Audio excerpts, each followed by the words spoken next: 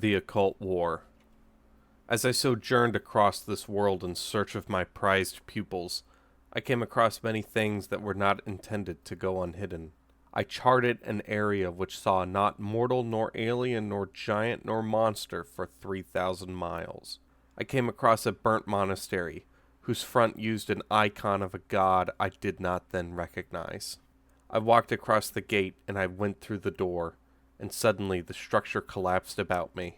Roof fell, and I danced out of the way, but when I regained my footing, the floor itself gave way. I fell then and broke my ankle. As I limped around the basement, I saw a sign glow in orange, though at the time I thought it was some sort of neon brown, and I felt a sense of coldness. I did not recognize the script, and a wave of thankfulness came over me for it. I threw the muck and dust and cobwebs away and revealed more of these strange sigils. It turned out to be a mere antechamber, and it brought me before a hidden library. The books there were filled with names, but I saw one drenched in a blood that was not blood. I fiddled with the lock, but I had to search deep into the arcanum to find the words that would release it. This book seemed to be nothing more than a list of names, but when I went to the end of the tome, I saw these words, written in Tari. Quote, I come now to a script that is not mine, and mine user knows not of what I lay down. The thratch has come upon him. His minions have found my users superior, and they will soon blight this place. My user should not have gone to the land of Zlake. He spake of Grin when he ought not to, but how else was my user to find the missing piece of the puzzle? The men of Zlake only revealed Colandry after my user's confession, so I suppose this was necessary, but it would be better for my user had my user's lips been sewed. I take my user now, and I write these words, hoping the Loy will one day make its way here. His minions will destroy me, but I will be more powerful than he will ever know. End quote. By the time that I have finished this section, you will have even less of an idea as to what this means. Mortals are an entity that are in a hypostatic union of three separate wills. Each of their three components has with it its own mind. They have sought to understand this via the idea of astral bodies, geniuses, diamonds, the body of light, guardian angels, and many others, for such a thing appears to be an enigma to them. They study categories like Ahu, Vyana, Mana, Ruvan, Daina, and Fravashi to understand themselves as themselves. What is paramount, though, is to understand that these wills are not just produced, but also producers. They are both results and sources. They are passive receptacles and active creators. They are in a way simple reactions, and in another way, catalysts. All is determined, but it is determined by an action someone took. We cannot start from abstract man and deduce what these wills look like. This has never happened. Man has always been the result of a process, and inherited that result even while actively changing it. So we must first start from the idea that there is a society, and that it pushes one towards living a certain way, restricted by what is possible. Then we see that the mortals create the world they live in, and thus all these relationships which create people are themselves an abstraction of real mortals interacting in a real way. Footnote on create the world they live in. Infrastructure is actually the pettiest, but perhaps most important example of this. End footnote. The physical body goes like this. The individual experiences some physiological needs: sex, food, shelter, water, fire, and so on. While the individual has some genetic predispositions, by and large, they are restricted by their environment, their social class, sex, race, gender, and so on, and how they may actually come to fulfill or not fulfill these needs. So, they go on and perform these actions. Throughout the actual course of these actions, they are presented with decisions, that is, decisions come after actions. Then, after the experience of these decisions and their consequences, and only then, are they able to extrapolate and create an ideology. It is true that some few subvert this norm. Instead, they analyze the very physiological motives, the collective actions one makes, the decisions a group collectively makes, and then the philosophy underpinning it. They will create a model of the world and will ascribe a varying level of truth to this model. All things being equal, The average person will ask themselves the following questions in the following order. 1. Will this help me further my immediate interests? 2. Will the steps and algorithms mandated here actually, practically, guide my long-term goals? 3. Does this justify my existence and my goals? 4. Does this correctly counter rival systems? Or at least, is it a good enough counter? 5. Does this answer existential questions I have, simply by existing? If it does these things, now I have this influence when performing my activity, when making my decisions, when crafting my theory. Now, the questions are not in the same order of importance for all people, and they are not the same questions for all people. Hence why many follow ideologies that consciously go against their well-being. This isn't because they were tricked, but because these sages are actually such that belief in morality matters to them more than all. Footnote. Of course, other times, it may be because they have realized their immediate interests are impossible to fulfill. Thus, they are thrown into lofty ideals. End footnote. But, by and large, these are the things that the majority ask themselves. And so the majority of those in some particular position tend to subscribe to this thinking. But the truth is not so simple. The ruling ideology is the ideology of the rulers. The rich and powerful have the power to assign individuals to craft these ideologies. Thus, it appears to answer the affirmative yes for those questions, when a better look at it is a definite no. The Academy is a group of liars who always betray the principles of its founder. The ancient man may complain that everyone around him is wrong and a liar, and he alone is wise indeed. But if you say the same, you are a paranoid fool. That is not to say that this is the work of a conscious cabal. On the contrary, it is a process many are ignorant of.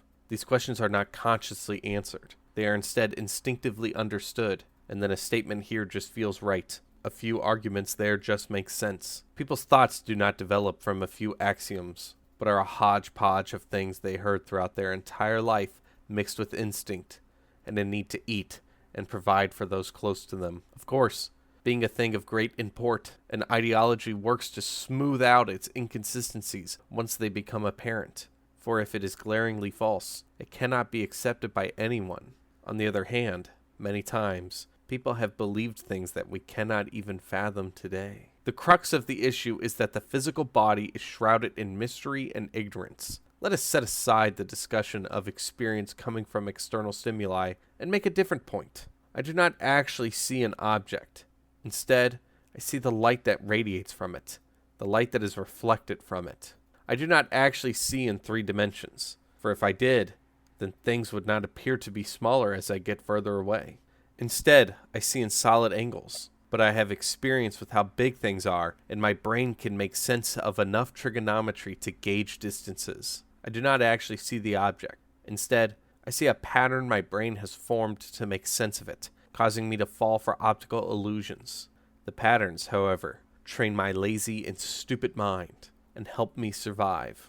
I do not actually see complex social relations. Instead, I only interact with the rituals and objects which mediate them. I confuse myself and think that what I perceive is what is, and if I acknowledge this, I am just as likely to deny that what is, and declare that what is the perception. It takes work for me to guess, and that is all I can do, guess and check. What is there? And deduce it must be there, because it predicts I shall perceive what I perceive. I can only do this standing on the shoulders of giants, perfecting their guess. I interact with it all, but my senses are not fine-tuned enough for me to really sense it. I am limited by the very medium that makes this possible. I am that very medium, for it makes no sense to separate this consciousness from its physicality. The spiritual body seems at first to be easier to understand. All objects in the spirit world reflect not what they are, but what people perceive them to be, thereby influencing the idea that all that is our perception. In fact, it is not just things as they are perceived, but also things we believe to exist. Things with very little correlation to reality thus appear as real things in the spirit world. Universals, those things particular things have in common, appear as real entities here. Triangleness, not merely perfect triangles, makes its way into this place, and this triangleness is a concrete being here. That is, the thing all triangles, be they scalene, isosceles, or equilateral, have in common exists here as a concrete, independent thing. The abstractions of actually existing things hold court in this plane. It is, of course, only in the spirit world that these things can appear, for on all other planes, only particular things exist. The particulars are simply themselves. That is, these universals are not their properties, but an abstraction we notice. The qualities abstracted from these particulars are not in themselves particulars. The spirit world can tell you the answer to an age-old question. What does the color red think about this? Let us contrast this to the other planes. There is only the movement of particles, meaning everything is determined by the mechanics of some species, as there turns out to be a plurality of Democritus's atomos. Footnote on particles, which must be understood in a broader sense of the term, in light of the wave function destroying the classical idea of movement, wave, particle, and not to mention the other planes do not have the same physics. End footnote. They may not even be atoms, but some continuous substance made out of elements. It really doesn't matter, for what we see is that there are fundamental substances, of which everything in that plane is simply the movement, or more precisely, interaction between these substances and all others.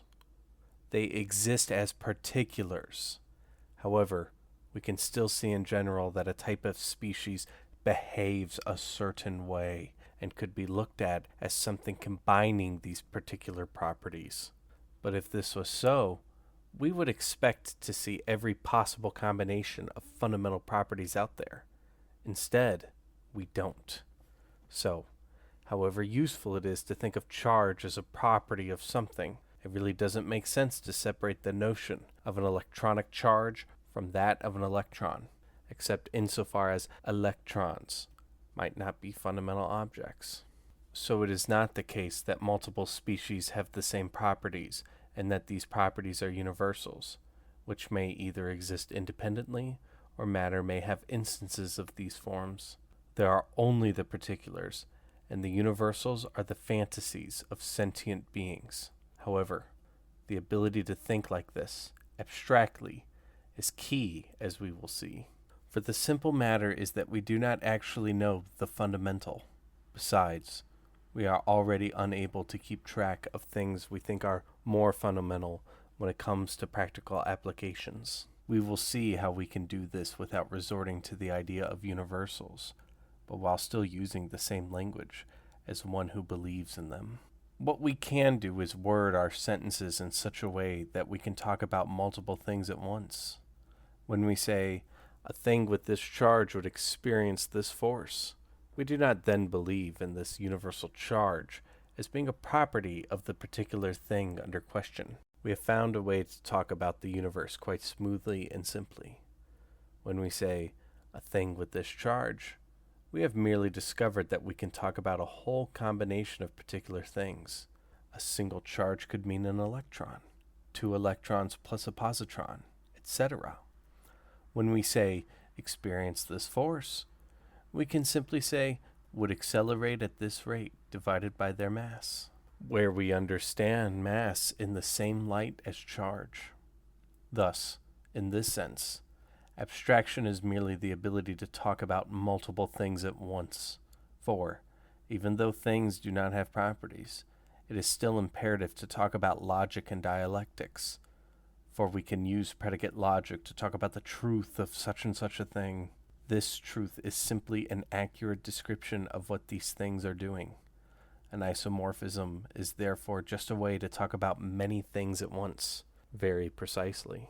Then we can move on to what some call phenomenology, a word which means so much I will merely say approximation. This approximation seems to be similar to abstraction. We strip away, from our particular, some universals, and we see what we get. Perhaps we add or replace some universals with other, simpler universals. By doing this, we get a much more concise understanding. We can then use logic on these new models, and we can deduce certain features of them. We empirically see that this applies to the thing under study. This is not what is actually occurring. All notions of universals, all patterns, simply exist in the minds of the conscious. When we do logic and dialectics, we are referring to particulars. These are always the source of our primitive notions.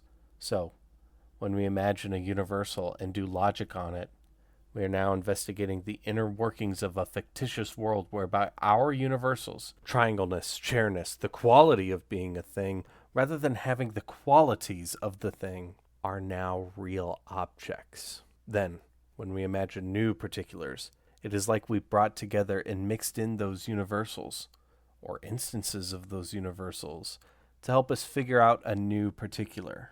Thus, the approximate phenomenon approach does not look at actual fundamental objects, but talks about a whole host of objects as if they were one composite object. They are not.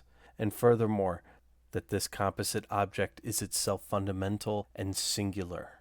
It is not. Thus, we are doing logic on a world that is riddled with errors. Since mortal thinking is flawed, it necessarily results in contradiction. The only way we could say statements that do not run into consistency errors about that world was somehow if the primitive notions, the objects and relations between them, coincidentally matched some other actually existing thing. Yet the process itself is fruitful. How can this be? Because when we take on such approximations, we are talking about things which are like our world.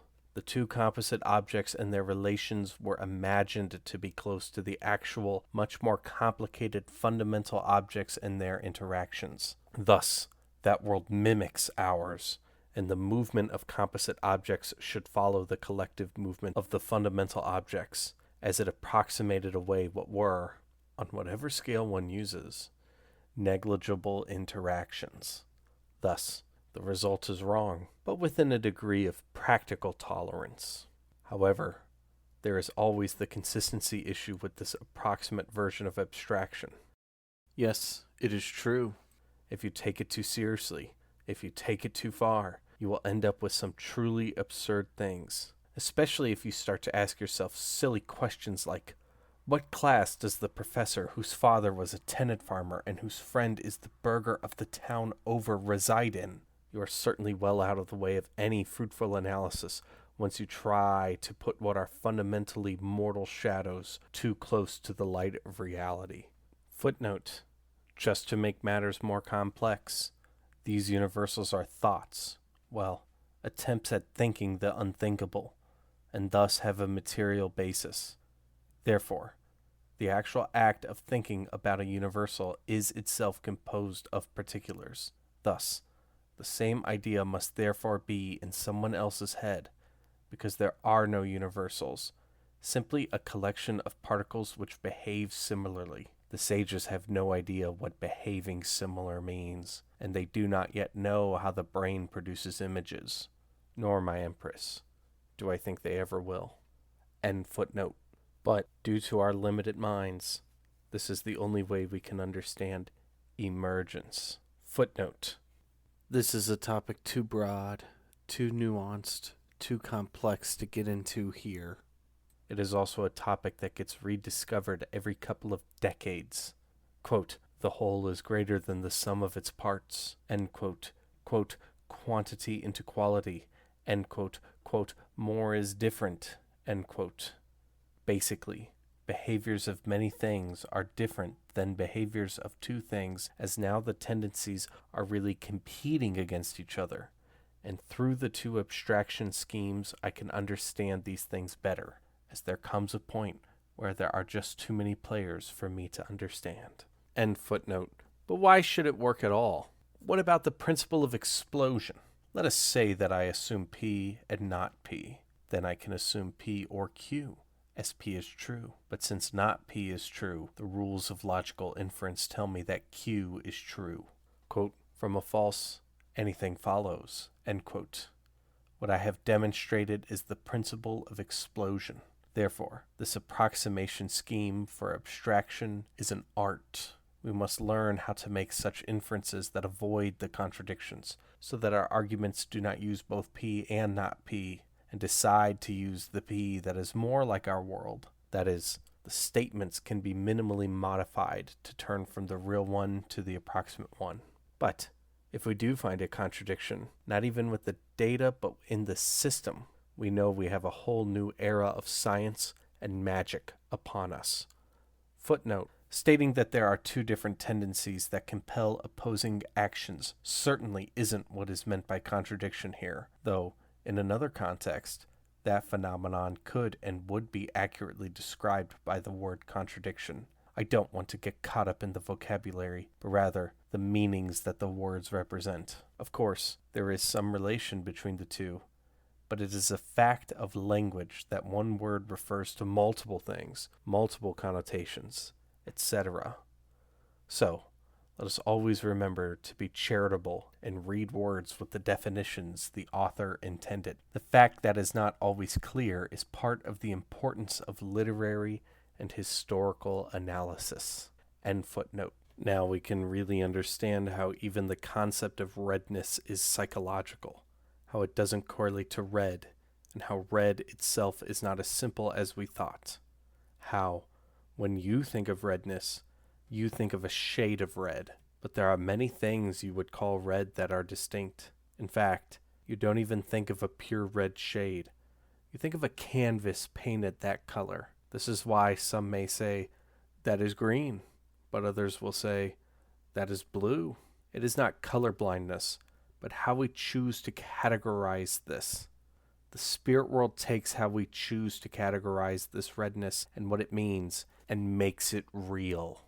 To make matters more obscure and occult, the spirit world also takes that particular shade of red your mind's eye sees and makes that real too. Not only does it make the red canvas real, but also that abstract universal red shade that can't even be visualized or sensed in any way. Socrates tells us this can be understood only through philosophy. Then, it establishes some relationship between these things, based on how the relationship between the two is misunderstood by both the masses and the intellectuals. Confusion over what a philosophical problem is even asking, and hence non-answers to it, therefore makes its way into the spirit world, reinforcing such mistakes. Not only a real property a piece of matter has, not merely a real instance of pure redness. You are not picturing the color red, but a canvas painted a particular shade of red. In both cases, you are unable to grasp the universal. In both cases, they argue about which universal really is real, but something that exists independently. All of these things are alive in the spirit world, and they are given intelligence, will, motivation, and power. There are only individual particles, and we arbitrarily group them up. There is only the universe, and we arbitrarily divide it. The only thing we know is our sensations, but our sensations are not merely dependent upon, but are a result of a thing we cannot interact with. All knowledge is rational and empirical, because we guess that thing and check what we predict with our sensations. We can know that thing, though we can't feel that thing. We can only now fully appreciate how mass psychology continually influences the spirit, and that the strength of the influence is proportional to how much time and fervor is spent on this prejudice or thought. Just as something was thought to be a fundamental property, we now see it as the emergence of something else. Yet, even then, some cling to the belief that every universal is somehow real, even if they emerge from more fundamental things, that a composite object has existence independent, in some way, of the composition. Footnote. That is, this view says the proton exists, either in the same way or in a different way as the quarks that make it up, and so on for the things that make up the quark if they are ever to be discovered, or even exist. End footnote. There is a lag in the spirit world, a time delay. The spirit is not just the receptacle of thought. The spirit, as it exists now, is always motivated to influence events such that as it exists now is the way it will always exist. But it does not just interact with the physical world to keep thought going the way it is. It also interacts with other spirits. Certain spirits can overtake others, either because they are linked in some way or because of sheer strength, in a way analogous to how a strong enough magnet may change the magnetization of some piece of iron. They change and influence other spirits, corrupting/fixing them so that they become aligned with another. Similarly to heat overcoming magnetization, there are spells, psychic events, and areas of the spirit world which destroy all such connections and change the very nature of the spirit. By doing so, once this is gone, the spirit will settle down into a new configuration, while always interacting and being mutated by the thing that it is a part of. It is thought that some spirits may mutate away and lose their link entirely to the physical world, and that some denizens of the spirit world have never had a connection to a material entity. It is true that some entities intentionally walk into the spirit world to become the nexus that ideas go through, but this other class of entities' existence is controversial, to say the least. The spirit has no perception. The spirit does not have non-perception. Being in a realm of ideas, it has no senses. It does not see darkness, for it does not see. A rock does not perceive darkness. A rock's senses are never deprived, for it does not have senses. The physical body that has senses will never experience this, for what we will experience instead is a lack of perception. While the physical body has qualia, the spirit has nothing. Then there is the soul. The soul is a mesh created by the pulverized remains of other souls, and then bathed in lith, the river of forgetfulness. However, some of these imprints remain in the soul, analogous to genetic predispositions of the body. The soul itself is pure consciousness. It does not perceive. It actually sees the thing in itself. It is capable of seeing not the mediation, but what is being mediated. It is fine-tuned enough to notice quantum effects with its naked third eye.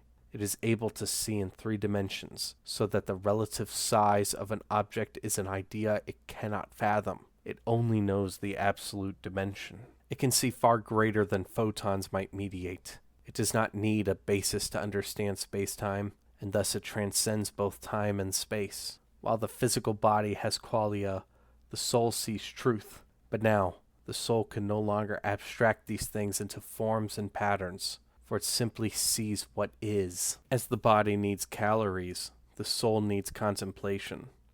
The soul looks across the universe and receives its wisdom.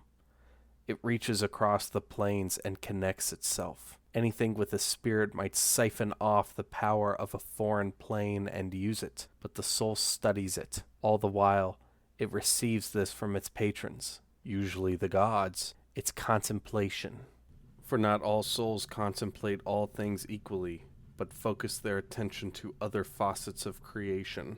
The soul, which sees things as they happen, longs for a story, a moral, a should and an aesthetic, an ought from which it derives all is. So, the spirit allows access to all planes, but the soul gives a mortal an edge.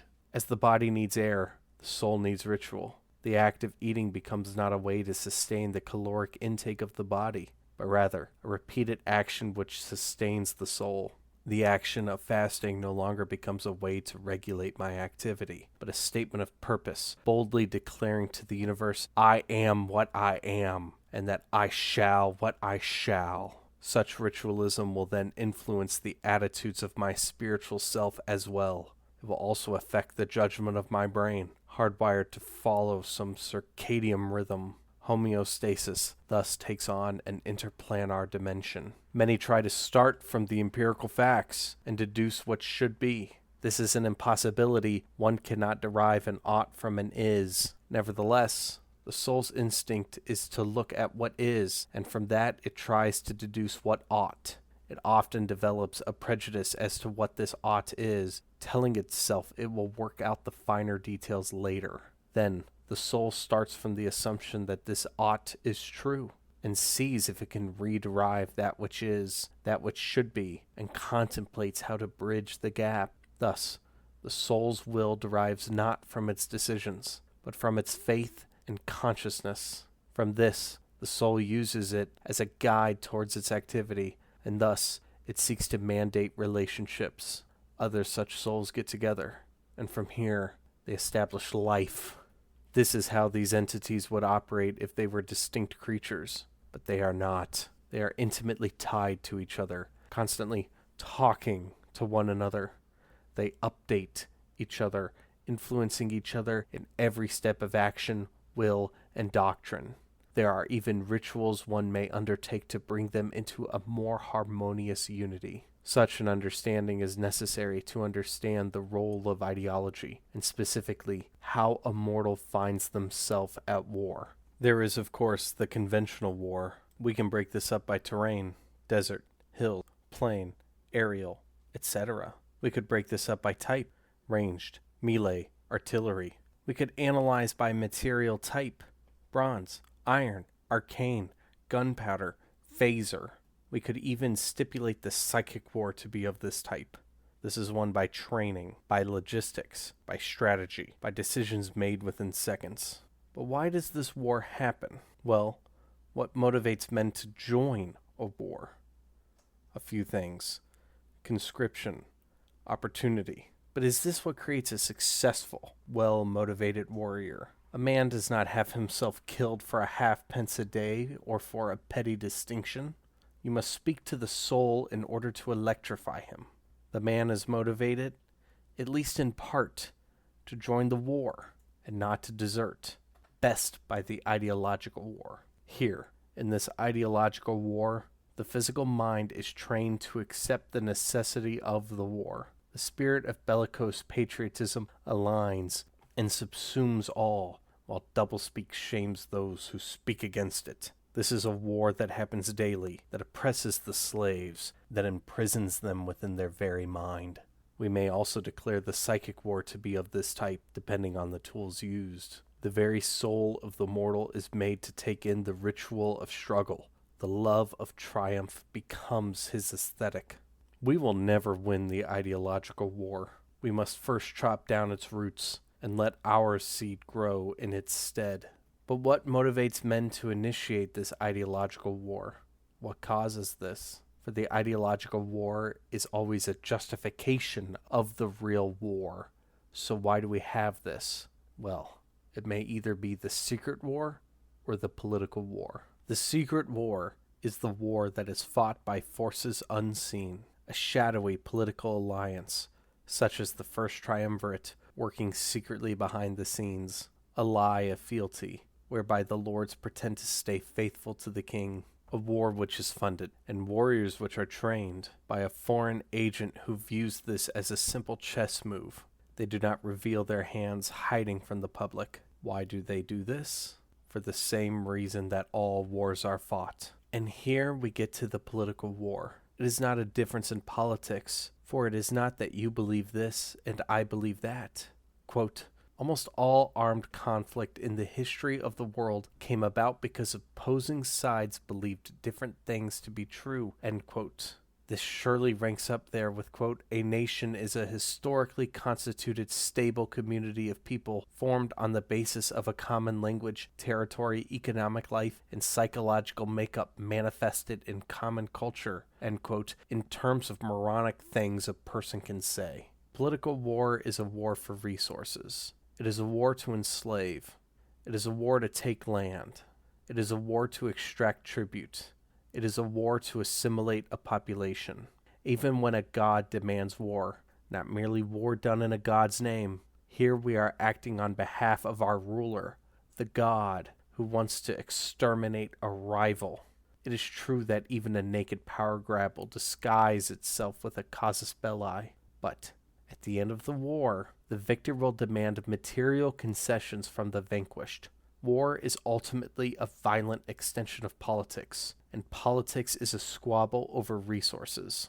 A man might go to war over a principle of aesthetic, but the ultimate reason that the war is happening rather than why soldiers join in, is a disagreement in a way, a disagreement in who gets to control these things. It is only in this sense that we could say that war results over a difference of opinion. We could not say a difference over truth. For what makes some deed or title more true than the other? What gives power to the law? The threat of violence. Footnote, and even if a person deserves punishment, whatever that could possibly mean, that is still a violence being done unto him. End footnote. But then there is that principle of the soul. There are those few who have become detached from society and have entered into a study of aesthetics. They become so enraptured in their soul that time and space mean nothing to them. They do not know age. They become unbound by physical laws and do not even need food. Here, they may take off their mortal coils and live in that world, but only after having directed their attention completely and totally away from the corrupting influence of matter, and really, of substance in general. Footnote on substance.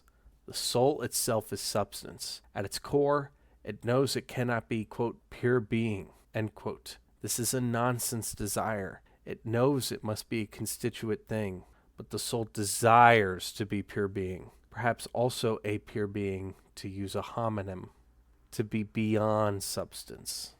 End footnote. They look for a fundamental aesthetic and become enraptured by it. It becomes their raison d'etre. They form their monastic communes, but these do not extort taxes, but remain away and hidden. They know not barter, for they sense that which is hidden by our very senses. It is amongst these people that the best of organizations form. They are not devoted to the accumulation of stuff, which even the gods are bound to. They are not motivated by a hatred of materialism either, like the Buddhists and Gnostics. They exist outside and against those battles. Not pacifistic, but against all sides. Not apathetic, but aggressive. Really following this because of their belief in the thing's beauty. On the surface, it appears to be the man motivated not by his belly, but by his master's lies. But it isn't. It is a total devotion to aesthetic, and it is this aesthetic, not a leader, which motivates their activity. Such a thing can be used and manipulated by the Lord, of course. But when these pure ideologues become too detached from this world, when the aesthetic serves no economic aim, not simply because it was a failed or mistaken war, the most bizarre type of war is born, the Occult War.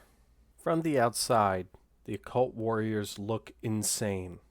This is a war over an aesthetic which cannot be perceived or sensed, which seemingly has no direct or even indirect impact on practicality. This war has as its casus belli some philosophical considerations, but unlike other wars, in this case it is true. This war's actions are spread out so far across time and space. An example might help. During the dusk of the Fourth Age, the first Kali Yuga since the gods came to the materium, Rome will find itself in peril.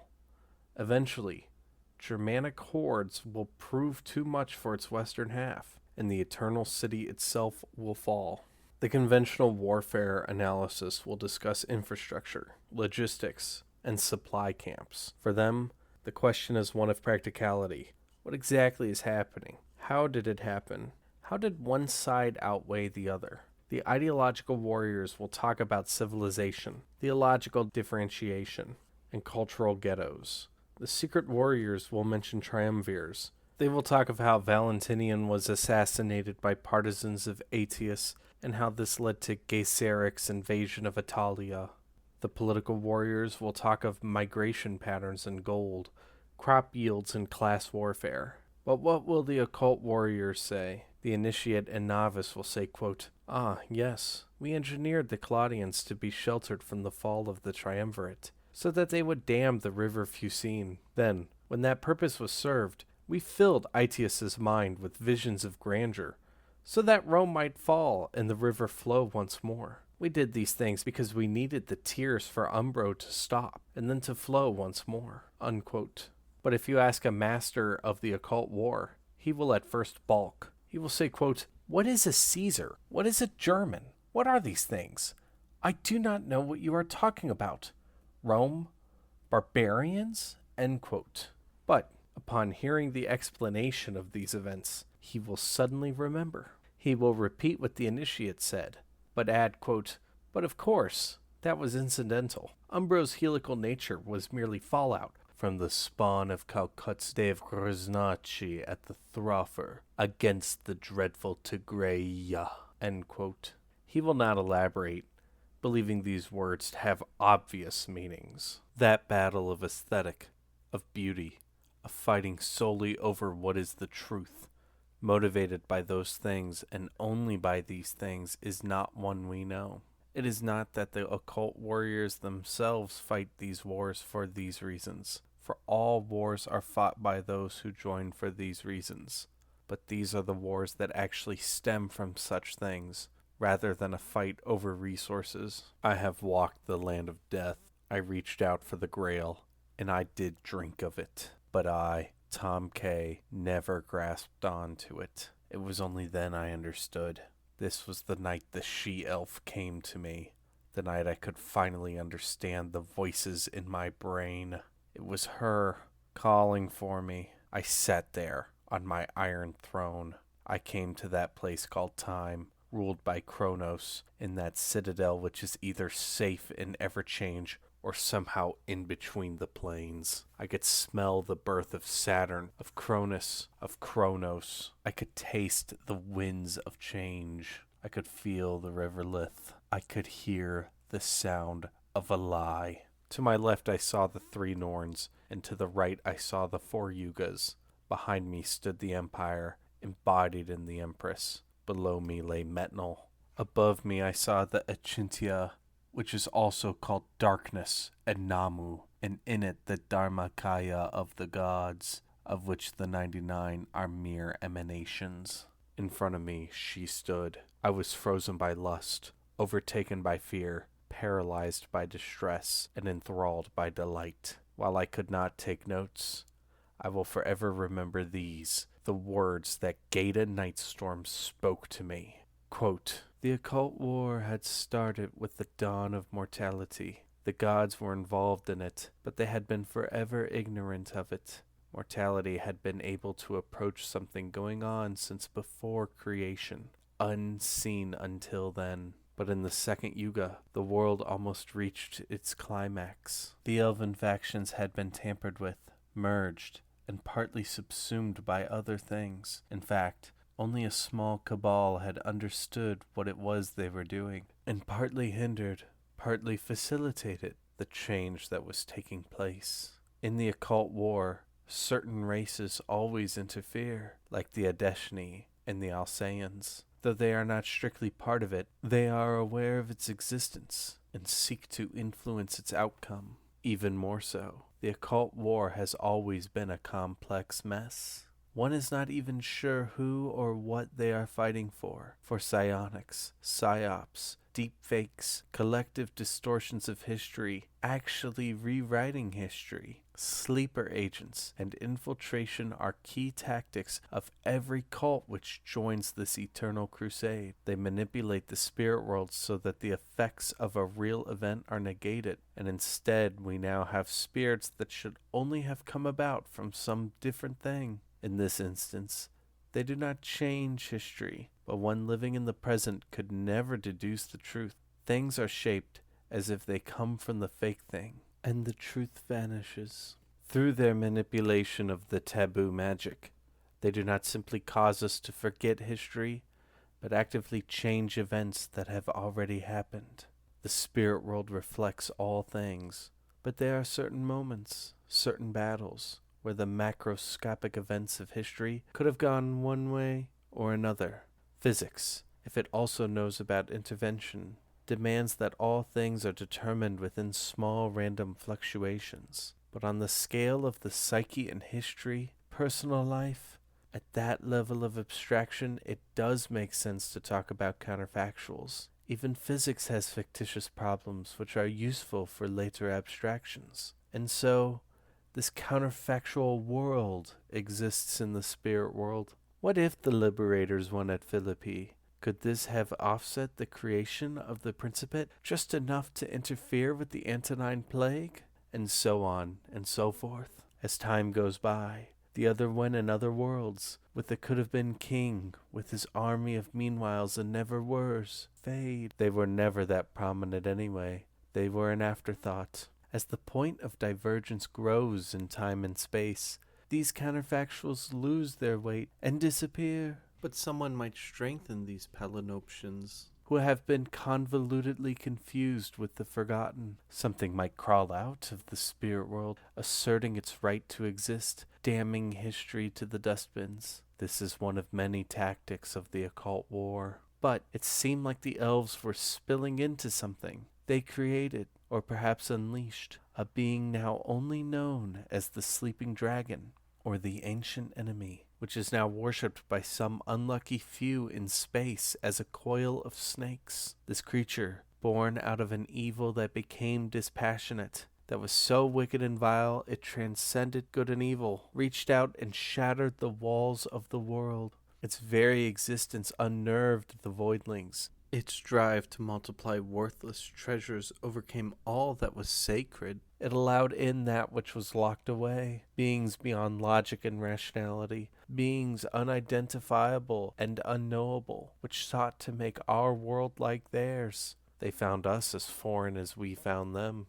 Such a bridge changed the occult war forever. It was always there, but now it became not accessible, but visible. Then, just as the realm was changing, Silvise performed a ritual that used the whole might of the Yuga. Many think that he had donned on 5 aspects before becoming the new Silvise, but in that moment, he lost identity. In that moment, and just for that moment, Silvise became an occult warrior. First approximation. The spirit world is like a scroll which chronicles the history of the world, but one which is constantly written over itself and is heavy with self-contradictions. It seems to get basic facts wrong, yet it is more than that. It seeks to preserve the materium, the fairy realms, and the black dungeons. Or rather, it seeks to keep the world the way it thinks it is organized.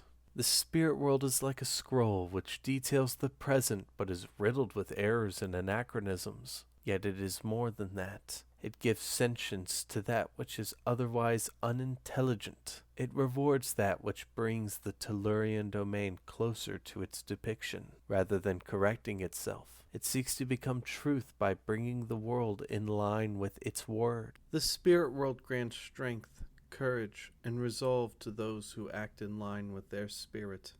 That is, those who are what others think of them, those who are what they think of themselves. Astrological factors in the occult war determines the precise strength of the spirits, how they might come to possess others, and how they may lend talents to us mortals. The spirit world takes abstract concepts and makes them real. The spirit world takes rituals and makes them into a misty environment. The spirit world is home to things you could not recognize, that may no longer even be connected to anything real, but exist due to its own internal cohesion. But there is always a lag between that which the spirit world chronicles and the real world, always a lag, though it may be backward or forward. What informs this lag? Astrological factors mainly, but also the powers of the person involved. Through the occult war, certain motions may be suppressed, others may be emphasized. The fierceness of a belief, the sureness and manipulations of their proponents. These are all factors in the formation of a spirit. One on a vision quest uses this to reenact a myth, or maybe even create it. They surround themselves and dress in theater, while a spiritualist blesses them and enchants the crowd. Lore, magical items, resources, legitimacy, that can all be retrieved here. But one may actively create a new myth, piggyback off of an old one, or start from scratch. So long as the rituals are in place, mortals can access magics to actively change the shape of the spirit world. Second approximation. Picture, with your mind's eye, a sphere. Then, choose a point on that sphere. Consider a flat, two-dimensional plane which intersects that sphere only at that point. Call that intersection the origin of the plane. This plane is called a tangent plane. The spirit world is like that plane. The plane has its own internal geographic cohesion, its meanwhiles, its psychic reflections, etc. Each plane on this sphere is identical, the only difference being where we place the origin. The ball is the space-time of the three Tellurian planes, as well as the psychic condition of the entities there. So, each combination of position and time, as well as psychic attitude, connects with the spirit world distinctly. The spirits on that tangent plane can only interact through that point of intersection. So, the mass psyche that makes up the spirit world here can travel to there, but it is mostly dominated by the psychic exclamations of the things that live there. Each place connects to the spirit world differently, at a different location.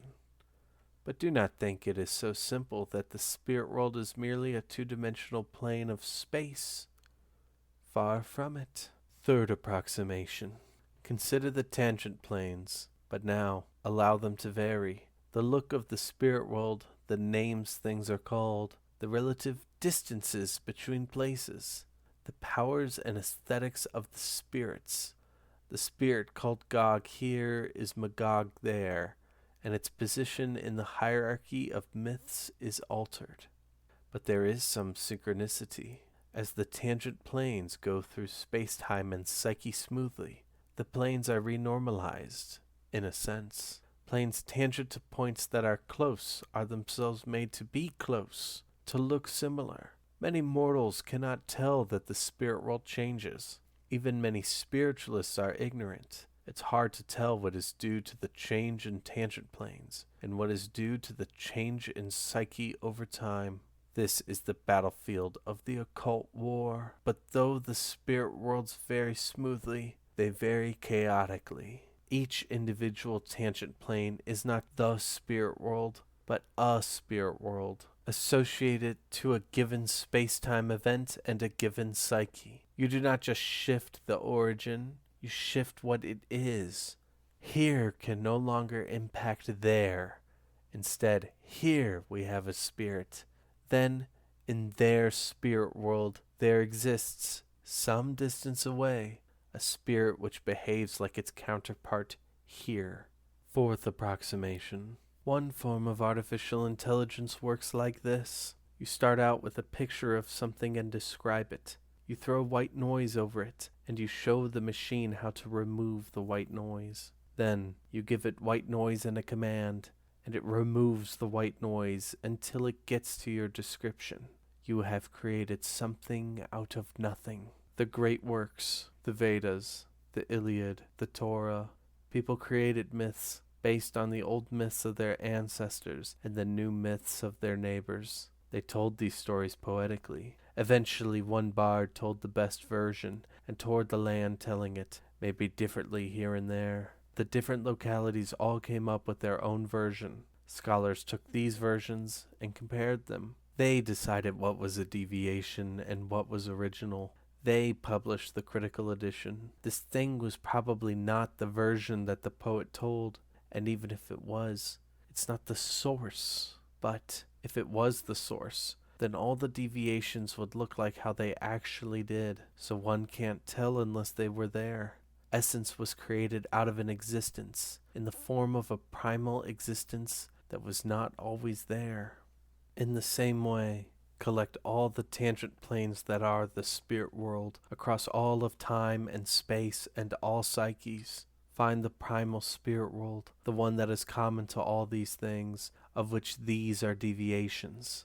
This is the spirit world. It is timeless. It is inaccessible. It is outside of space. It lacks attributes because it has all attributes. It is nothing because it is that which something is built from. This spirit world is the way. It is as things should be, and how they could only be. What changes is our perspective. The yuga does not change anything. Rather, we rotate about the wheel and see a different part of an indivisible thing. All of it is inaccessible to us. We only deal with parcels at a time. Sometimes this angle, this perspective, refracts beauty, sometimes ugliness.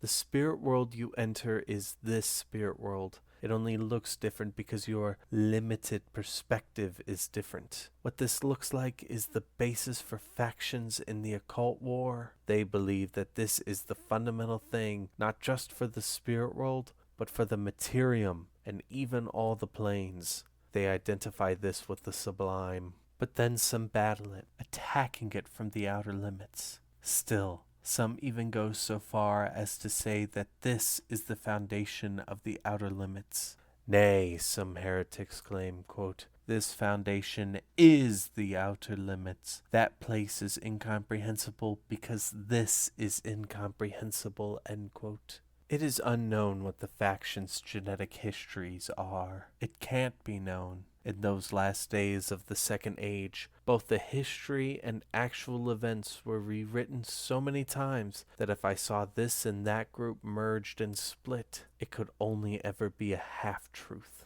These are the factions as they existed at the start of the Third Age. Are these the most prominent?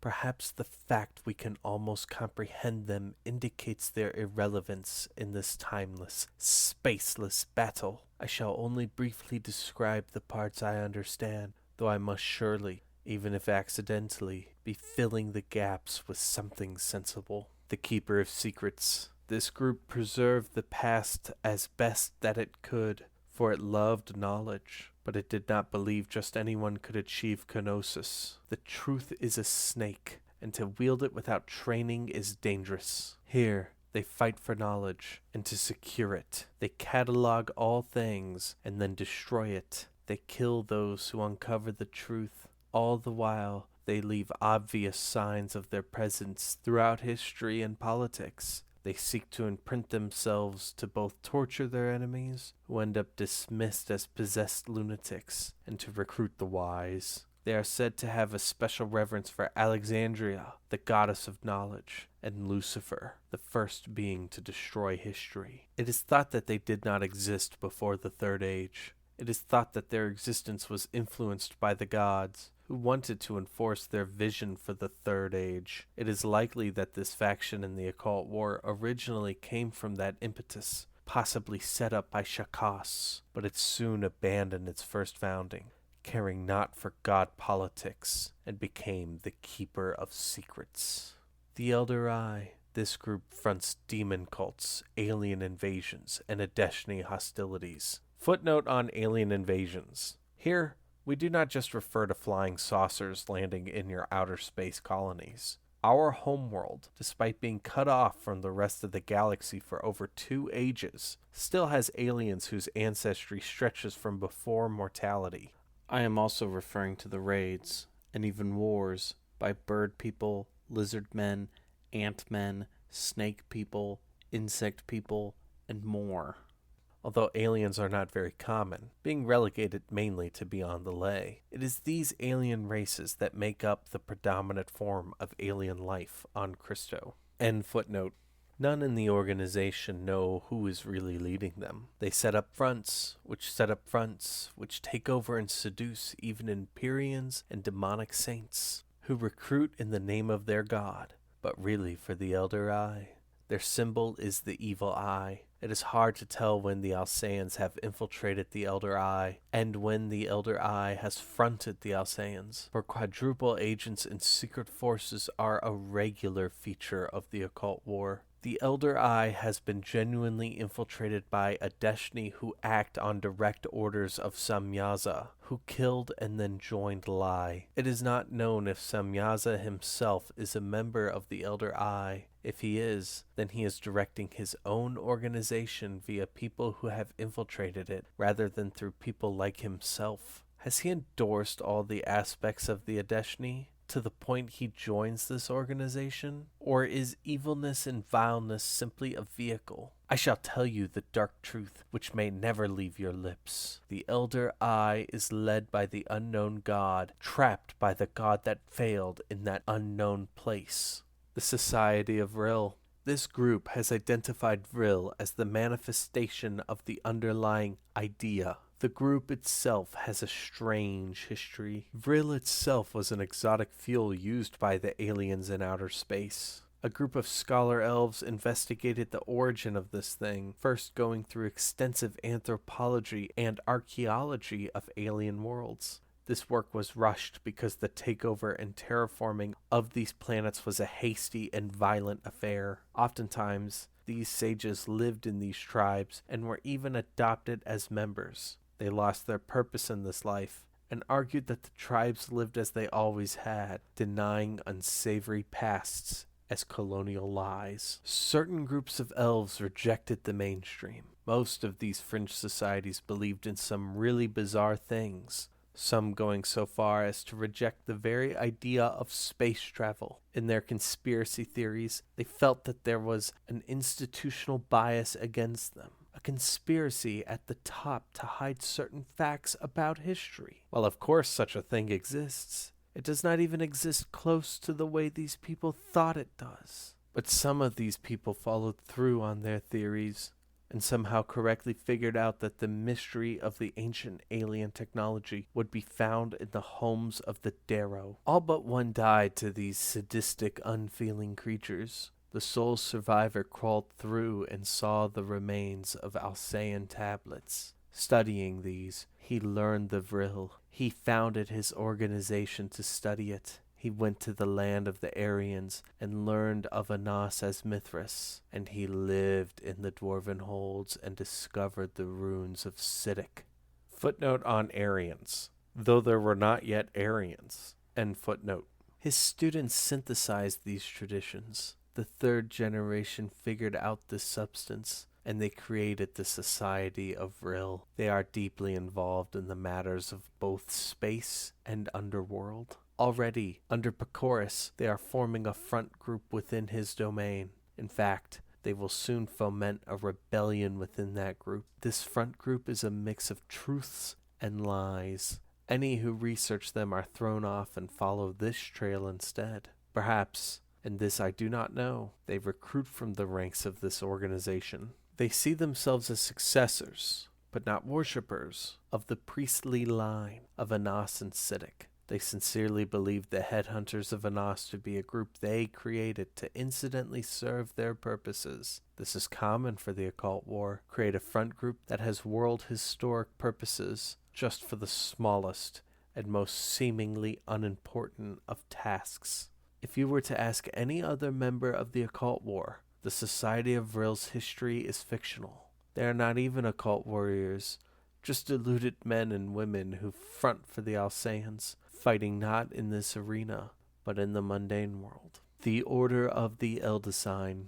All the occult factions worth mentioning in the Second Age, the First Treta Yuga, stem from a coalition of racists, elven supremacists, and within them blood elf supremacists. Originally, these were disparate, unrelated groups seeped in sectarian infighting. But some few of them transcended this activity, going through such a thing in order to achieve something. For them, this transitional period of elven supremacy was a necessary step in their development, but now one they no longer cared for or believed in. When Silvais performed his ritual, which used the might of the Yuga, he founded a new group, which took that which was transcendently elven from these groups. The Order of the Eldesign. They write secret histories of the elves and leave them in abandoned treasure halls. They assist in battles for elven territory and for Silvais' priests, but they do not do so to assist the elves or for Silvais, for they are not above slaughtering a planet of elves and committing the worst sins against Silvais. Rather, for them, wherever the elf is, especially the worshipper of Silvais, especially the blood elf, the principle shines through. This principle is only incidentally through those mortals, for any person of any race can achieve this principle, and elves can certainly lose it. They are almost the most down-to-earth realization of the Occult War. To an extent, all occult warriors believe every event is just a manifestation of the Occult War. but while others will dismiss great swaths of history as nonsense, looking only to the specific times that their war has intersected with, quote, real life. The Order of the Eldest Sign sees even geopolitics and everyday life as manifestations of two principles battling one another. But even this faction will make strange and bizarre connections no one else would ever see or make. They will make arguments that will make no sense to the typically sane person, and they will look at things through a reference that doesn't seem to exist. There are countless factions within the Occult War. The organizations I have listed are not really organizations. Even if they have internal cohesion, it is uncertain who is in charge, who answers to who, and if you, the initiate, really are a member of what you think you are. Many occult warriors serve the very forces they believe themselves to be fighting. I listed here only the most prominent factions that deal with things we conceive. There are factions far greater, of infinite more import, whose motivations and intersections with history, if they even have any, are unknown to even I, Gata Nightstorm. But you, Tom K., you will see all. There are groups that are not properly part of the occult war, but are aware of its existence. They fight in it. They come close to even understanding it, but ultimately they will never be of it. They serve the political war. They have become adjacent to the occult war, an unfeasible task, simply because the nature of what they are fighting requires them to use the tools of the occult war. I will tell tale of the two most prominent ones. The Church of Starry Wisdom. There are beings that transcend this reality, like Nyarlathotep and Yog-Sothoth. There are beings from other realities, whose names I don't even know, if they even have them. There are beings from this world that came from a reaction to them, like the Elder Things. There are things that come from the outer limits, like the color out of space and the haunting music. Then there are creatures that are a mix of these things, like the Deep Ones, those spawn of Dagon and the Lernaean Hydra, the Dunwich Horror, and the great race of Yith. These beings unsettle creatures of this reality. The powerful ones send out signals which reverberate across time and space. It overtakes the psyche of a few, and they worship these creatures. Perhaps they think they will be rewarded. Perhaps they know the truth that they will be destroyed, but they will not be destroyed out of maliciousness, but in the way an anthill is destroyed when a city is created. Certainly, some of these creatures seem malicious, like Nyarlathotep, but Cthulhu does not care for your soul. He does not seek it, nor does he desire to destroy it. From their point of view, the groups that worship them may as well not exist. Just as no mortal may prevent Cthulhu from awakening, no mortal can prematurely end his slumber. But there are some of these creatures, like the Migos, who are not so insanely powerful. They do desire to change this world so that it might be theirs, but this is not an action they can so easily perform. Hence, they may engage in mutually beneficial alliances, or more than likely, they will trick some deluded person or people into thinking they will be rewarded. Maybe some of them are malicious in doing this, but by and large, they do this because it is the easiest way in securing the goals they are after. They seek to reproduce themselves, and as a result, mortality is wiped out, rather than simply seeking to wipe out mortality. The name? There is no name, as there is no single organization. For example, some call themselves the Esoteric Order of Dagon, but how should we interpret the Church of Starry Wisdom? For some, it is simply poetic. Shub-Niggurath is from beyond the stars, though some of her cult, who gain no magic from being in this cult, other than the typical spiritual magic of belief, may be stupid enough to think she is from the stars. Other times, like in the instance of Yugoth, they really do have an extraterrestrial origin. They seem to all prefer the use of the Elder Sign. The Lords of Chaos. This is a loose collection of mortals who tell tales about how great life was during the Titanomachy, and giants who never got over the war in heaven. Footnote on how great life was during the Titanomachy. In many ways it was. End footnote. The actually existing remnants of the war in heaven have moved on. Atlas is now a general in service of the Empress. The still known primordials no longer care about that war, for they have become demons. Even the giants have retreated to their hills, their mountains, and their clouds. But some mortals and giants have studied this issue and have come to see it in a new light. For them, the war in heaven was itself a theater of the occult war. Everchange itself is the ultimate underlying reality, and the primordials were merely priests of the ineffable. In many cases, they view Atlas, not to mention Prometheus, as a traitor, and the demonic primordials as degenerates.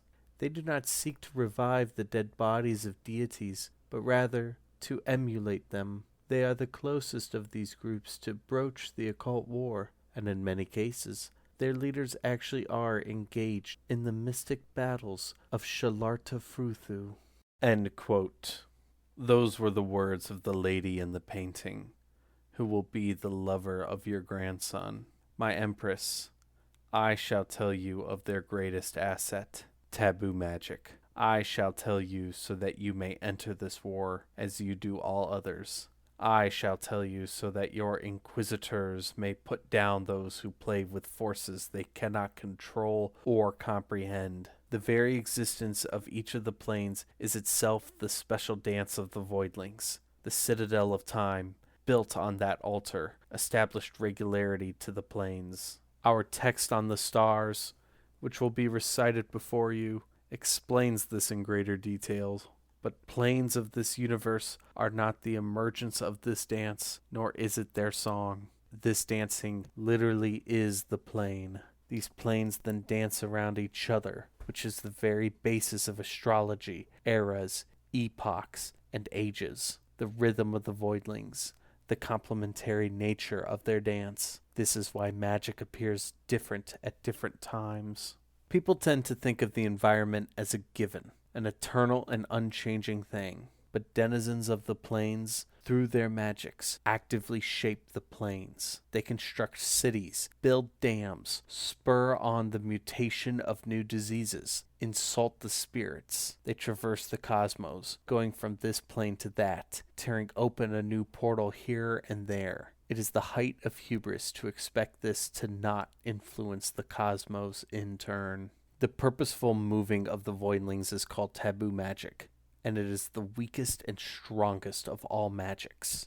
The reason for this is the most purposeful way to perform this rite is to collectively shock beings. They become stunned, disoriented, and in disbelief over witnessing some act, that they no longer know what is real and what is fake. Since these victims of taboo magic are themselves magical creatures, this shock triggers an automatic reflex.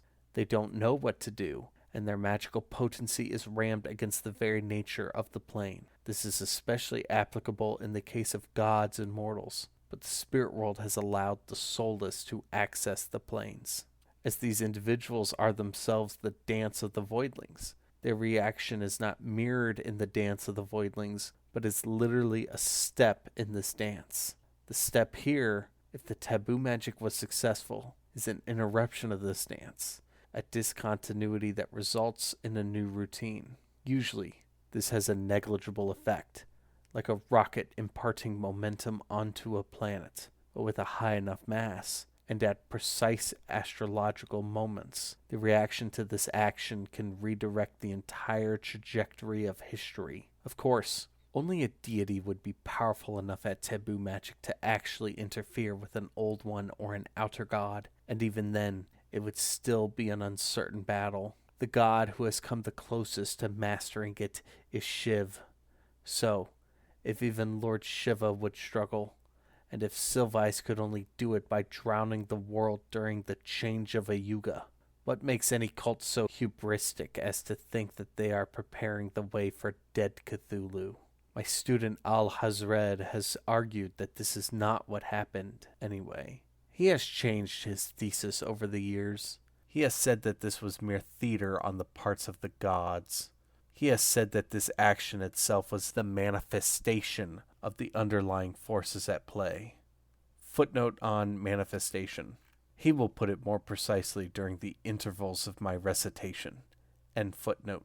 The more religious of my pupils fervently disagree, so I will neither confirm nor deny if a god might fight such a being, or non-being, as the case may be. but taboo magic can be used for other things, and is extensively used in the Occult War.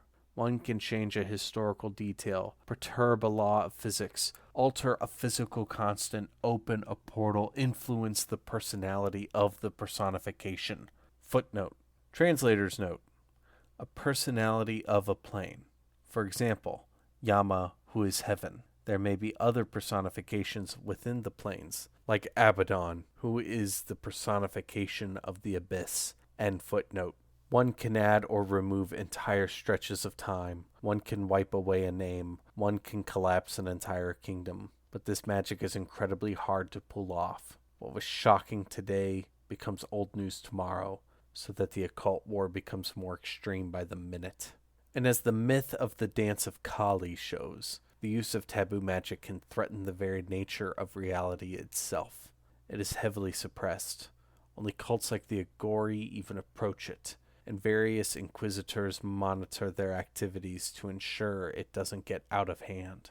But there is a reason why gurus like Socrates or John the Baptist appear to us so hideous and poor, that those who preach society's rules the hardest seem to break it the most.